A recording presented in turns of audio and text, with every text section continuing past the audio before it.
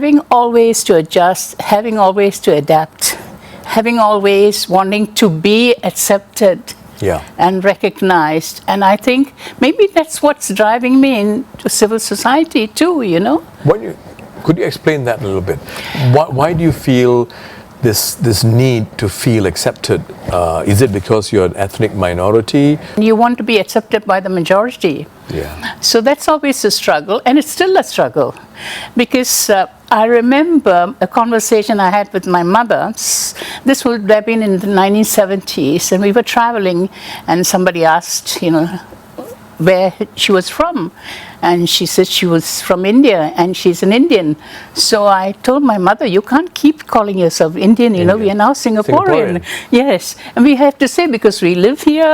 And then, of course, that was 1970s. In 1980s, with the new language policy and CMI all becoming more and more entrenched, now I'm Indian Singaporean or Singaporean Indian, and I'm not sure, and I'm still want to be just Singaporean.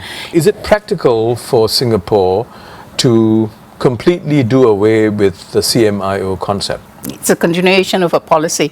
So my argument against that would be they were colonizers. So it was for them.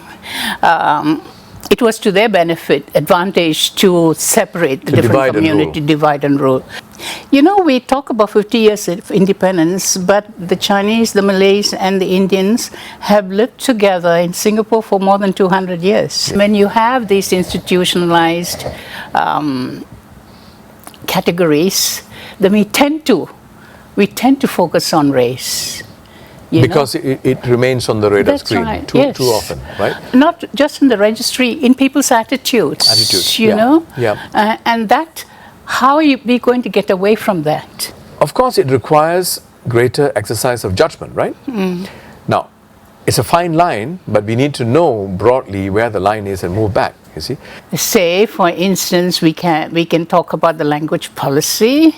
Okay, and we can talk about marginalization of various communities and how the fact that they are being isolated or they are withdrawing from mainstream society because they feel marginalized because of the color of their skin or because of their religion, and they are not fully part of the wider Singapore society.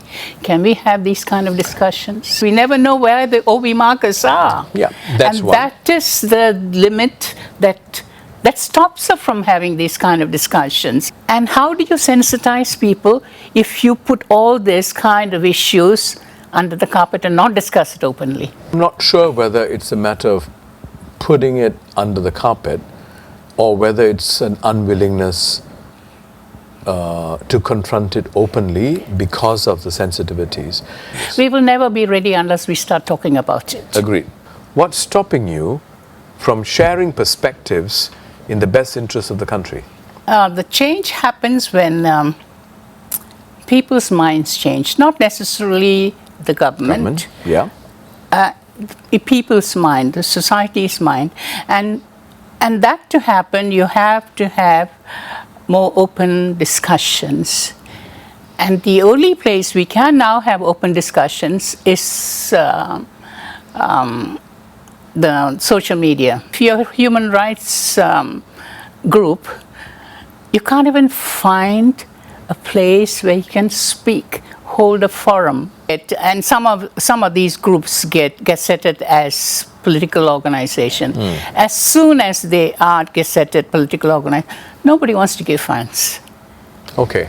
You know, so how do you function? It's a big struggle. So young people who are coming forward are doing not because attitude has changed, but because they are braver, and they are prepared to make sacrifices, and it's a new generation because you cannot stop ideas anymore. Sure. So it's not only the Straits Times that we read now. Sure, we have all sorts online. You know, resources that we can, where the ideas come from. So it's that's making the difference.